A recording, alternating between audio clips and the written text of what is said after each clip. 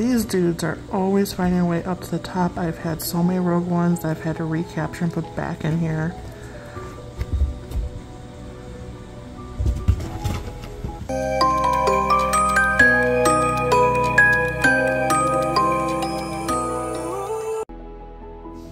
Feeding baby jumping spiders can be quite the overwhelming task, so I'm hoping that I'm able to show what I do to make it not as intimidating.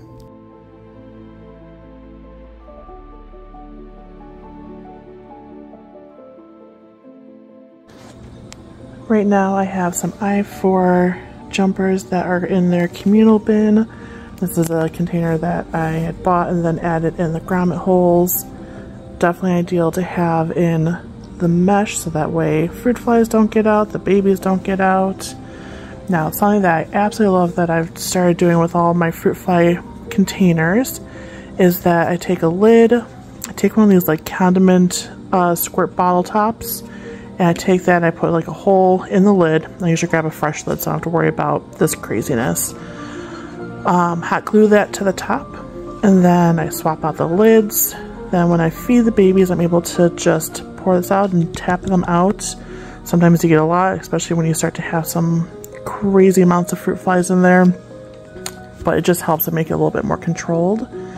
Another thing that is a must too is that you have to have misting bottles. This is one of mine, does a fine mist. So let's go ahead and feed the jumpers. So these ones are funny. Whenever I take off the lid, you'll see that they make enough webbing down at the bottom that they actually lift up the paper towel on the bottom.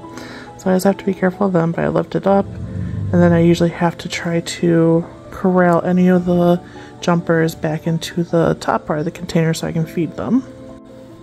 And here are all the little babies in there. So these are the canopy jumpers. I believe that they're a hybrid version. So that means that they're hybrid with Regals. Look at that baby. And they seem to be a little bit more chaotic than some of my other ones because they always are climbing up to the top. Some of my Regals just don't really care. They're down at the bottom. These dudes are always finding a way up to the top. I've had so many rogue ones that I've had to recapture and put back in here. They're so funny. Yep, see, there's another one. They're all really cool different colors. Alright, so I'm going to try to corral these guys back up so that way I can feed them. So you want the paper towel just damp. You don't want it overly saturated. Again, you don't want it to be too much water where they could possibly drown in the extra water. And then now is the time to start feeding the babies. So I'm going to take this, tap it down. See how this goes one-handed. It's probably going to be chaotic. You can see them going up.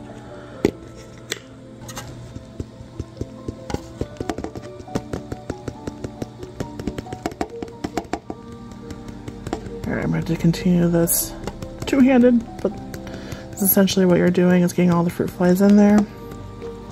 Alright, lid is back on. Got all the fruit flies in there. It does help when you have a white paper towel down so that way you can make sure that you got all the fruit flies. Make sure if you have any rogue spiders that you'll see them there. There have been times where I've lifted this and I've seen a spider just chilling. So this is how I feed mine. This is with the larger fruit flies. I'll put the name up here because I can't pronounce it. It's the one I think that starts with the H. But they're the larger ones, so that way you can see size comparison wise, these guys are able to take them now. For slings that are a lot smaller, let's see, I think that bin is for the smaller babies. So these guys are I2s, probably going into I3s. I just fed them the smaller fruit flies, but these are the size that would take the smaller fruit flies. I think one had actually captured one. Look at that. So that one's currently eating one of the fruit flies. So this is one of my smaller clutches. This is another way of having your baby bins if you want. I like this one. I think this is a little bit easier for me to contain them. Remove off the lid. This one is just one of like the fruit fly containers. I cut a hole on the sides. On both sides you got the cross ventilation. I actually used tulle on this one because I didn't have any of the mesh available, and then I hot glued that on there. If your spider happens to make the egg sac in the hide, you can actually put the hide in there. I have it for actually both of these. Eventually, once I know all the spiders are out of there, like I could probably take this one out, but right now I'm just gonna let them be.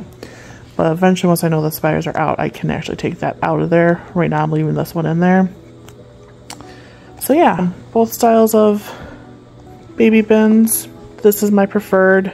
This one's probably more convenient for people to get and make, whereas this one, I already had these grommets. So yeah.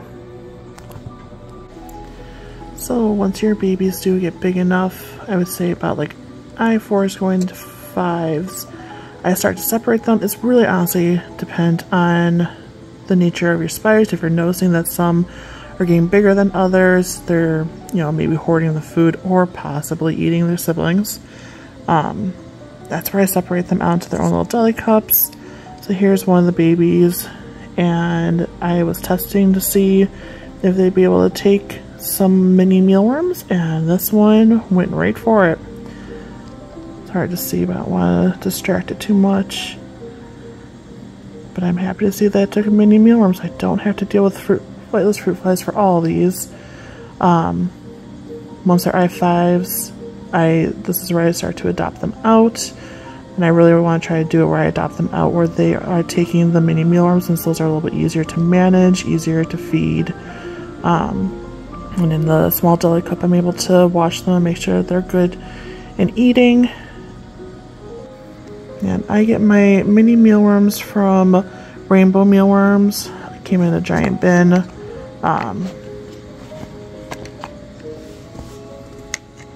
There are just a ton in here.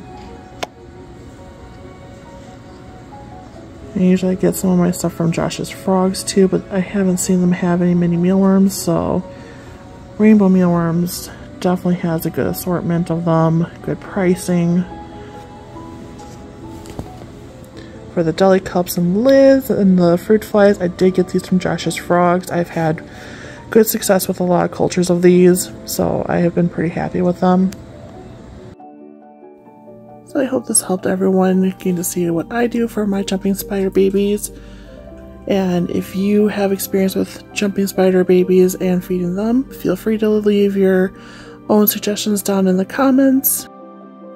Would love to hear what things worked for you, what things didn't work for you. Thanks for watching. I hope you guys have a wonderfully spooky day.